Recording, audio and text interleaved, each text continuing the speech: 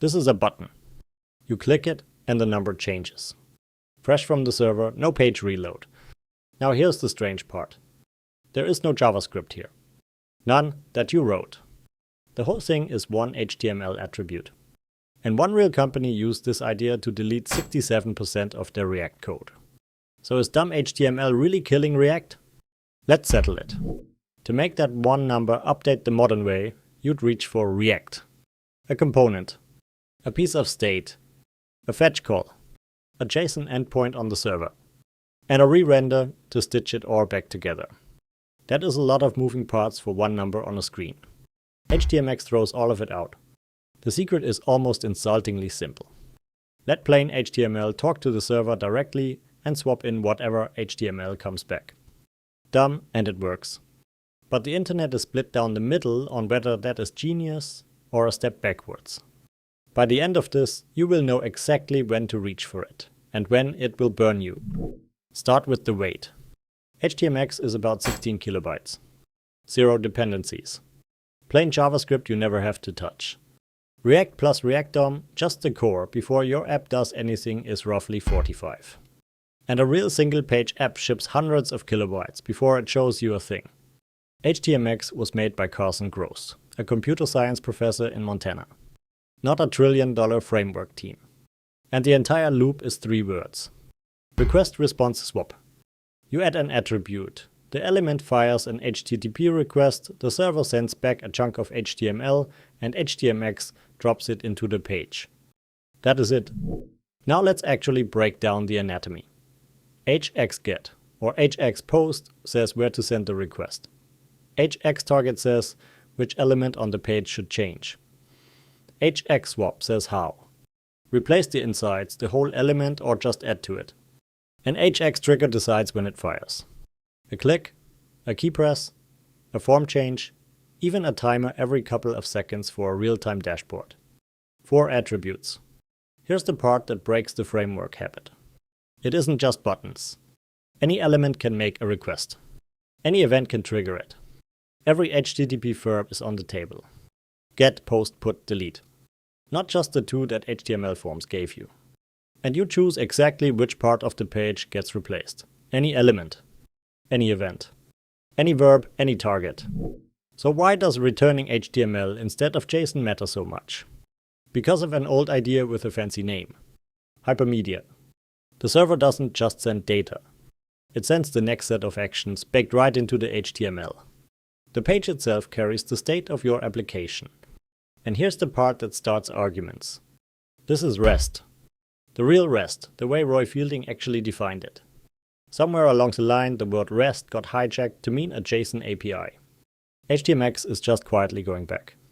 It also brings back something we lost. Locality of behavior. Look at the element and you can see exactly what it does right there in the markup.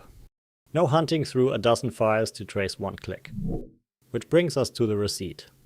A real company, Contexte, rewrote their React app in HTMX. The result? 67% less code. Their JavaScript dependencies dropped from 255 down to 9. And build times fell by nearly 90%. This is no toy. 48,000 stars on GitHub. The #1 rising star in Frontend. And in the big developer surveys, one of the single most admired tools in the entire industry. In the React world, you keep state twice. Once on the server, once in the browser. And write an API forever, just to keep them in sync. HTMX keeps a single copy on the server and sends HTML. A whole category of bugs simply evaporates. Over 1,000 builders. Daily hangouts, weekly workshops, and a community that actually ships together. 2 full courses. The Agentic Coding course, 18 modules, master the systems that make AI coding repeatable. And the Second Brain Bootcamp, 8 modules. Build your own personal AI system from scratch. Link in description, 10% off.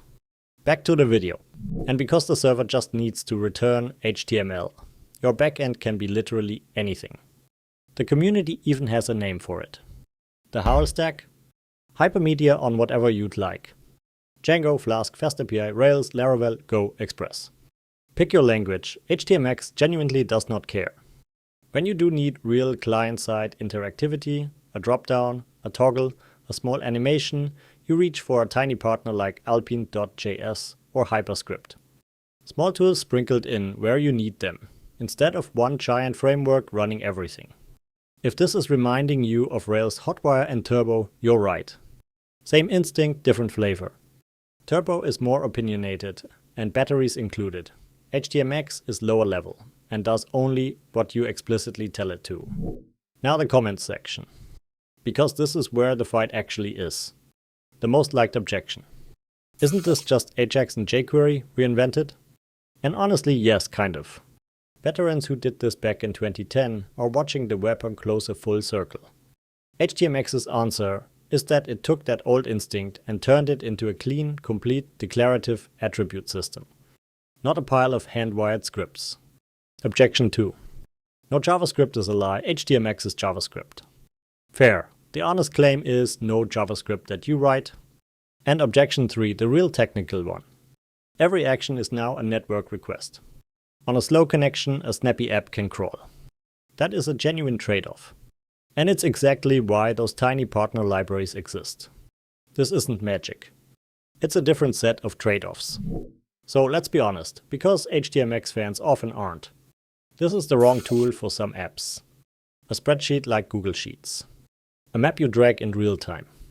Anything offline, or with thousands of interdependent widgets reacting instantly. That is React's home turf, and it isn't close. And the skeptics have a point on adoption too. You'll see HTMX all over solo projects and side projects, and far less inside big enterprise front ends for now. So no, this is not React's funeral. If you're building a deeply interactive client application, reach for React. That is exactly what it's brilliant at. HTMX is for the other 90% of the web. Forms, dashboards, content, CRUD. The boring stuff that's secretly most of everything. So, to recap. HTMX is about 16 kilobytes that let HTML talk to the server. It swaps in HTML instead of juggling JSON. It revives real Hypermedia and real REST. And for most apps, it deletes a staggering amount of complexity. The team now calls the 2.x line feature complete. And HTMX4 is already in beta, folding in DOM morphing and streaming responses. But the pitch hasn't changed since day one. Do more by writing far less. So here's the real question, the one the whole internet is arguing about. Is HTMX a genuine breakthrough or just jQuery with better marketing? Drop your verdict in the comments. If this made the modern web feel a little less insane, you'll like the rest of the channel.